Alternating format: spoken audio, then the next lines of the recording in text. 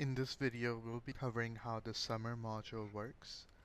We'll briefly go over the setup in campus, then we'll go over the summer portal from the parents' perspective and how they would sign up their children for summer classes. Next, we'll look at the finance and scheduling reports to pull information such as how many students have signed up for each class and the total amount of revenue per class. And finally, we'll look at the summer portal from the teacher's perspective. So I'll get started in the campus module. Campus is used to manage the back-end part of the entire system, whether it's the summer portal, whether it's the online store, the teacher portal, or anything else. One thing the school has to consider is whether they would like a separate ledger or use the same ledger that their academic division uses. In my example, I have a separate summer ledger than my general ledger. The advantage of having a separate ledger is that you can separate all of your financial activities from your main ledger that the school is using.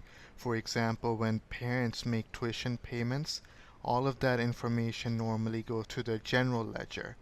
Whereas if you have summer payments coming through, you may want to keep them completely separated from rest of the school's ledger.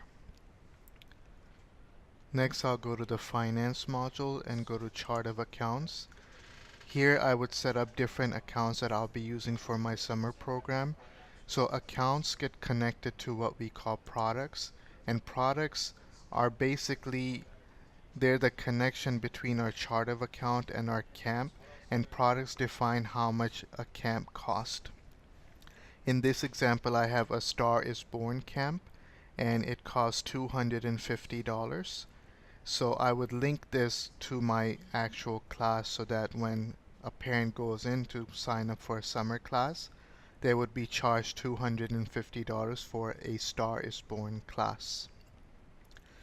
Next, I go to scheduling, courses, and this is where I can set up my classes that I'll be offering for the summer. And when I'm setting up my classes, I can specify parameters such as grade level and birth dates and gender. So I can say that particular classes will have to be taken by only students that fit from, let's say, 6th to 8th grades. Or I can say that particular classes can only be taken by students who are 8 to 10 years old. Or I can say that certain classes can only be taken by boys or certain classes can only be taken by girls. I can also set up my teachers here, and I can assign teachers to my classes so that later on when teachers go into their teacher portal for the summer camp, they can actually take attendance, they can view their roster, they can view their schedule, and so forth.